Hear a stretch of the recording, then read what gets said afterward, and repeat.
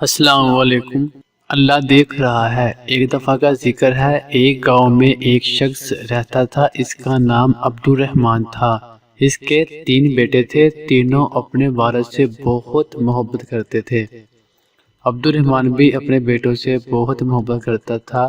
ایک مرتبہ عبد الرحمن نے اپنے تینوں بیٹوں کو بلایا اور ان کو ایک ایک سیب دیا اور کہا کہ اس سیب کو ایسی جگہ جا کر کھاؤ جہاں تمہیں کوئی نہ دیکھ رہا ہو۔ جو ایسا کرنے میں کامیاب ہو گیا میں اسے انعام دوں گا۔ تینوں بیٹے والد کو اللہ حافظ کہہ کر ان سے دعائیں لے کر گھر سے نکلے۔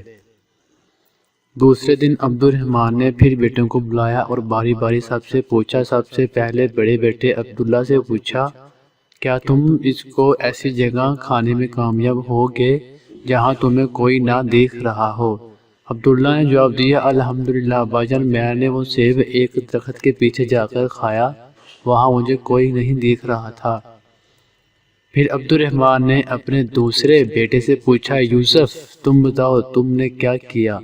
یوسف نے کہا، ابا جان میں نے وہ سیب کمرے میں بند ہو کر اندھیرے میں کر کے کھایا اور مجھے یقین ہے کہ وہاں مجھے کسی نے نہیں دیکھا ہوگا۔ عبد الرحمن نے تیسرے بیٹے سے پوچھا، سلیم تم نے کیا کیا؟ سلیم نے کہا، ابا جان میں نے کتاب اسماء الحسنی میں پڑھا ہے، اللہ کا ایک نام ہے البصیر، ہر ایک کو ہر حال میں دیکھنے والا۔ میں نے بہت سوچا اور تلاش کیا لیکن مجھے کوئی ایسی جگہ نہ ملی جہاں میرا اللہ مجھے نہ دیکھ رہا ہو۔ اللہ تو ہر جگہ دیکھتے ہیں، اس لیے میں یہ سیب نہ کھا سکا۔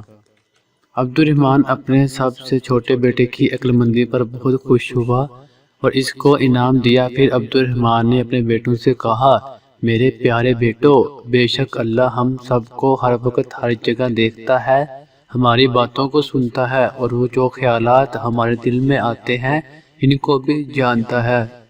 اللہ علیم بذات الصدور یعنی دلوں کے چھپے ہوئے رازوں کو بھی جانتا ہے۔ اللہ کی نافرمانی سے ہر وقت بچو اور اللہ کے سارے احکامات پر عمل کرو، جس پر اللہ تم سے راضی ہو جائے گا اور تمہیں دنیا میں راحت، سکون، اطمینان عطا کرے گا اور مرنے کے بعد ہمیشہ ہمیشہ کے لیے جنت میں داخل کرے گا، جہاں انسان جو چاہے گا وہ ہو جائے گا۔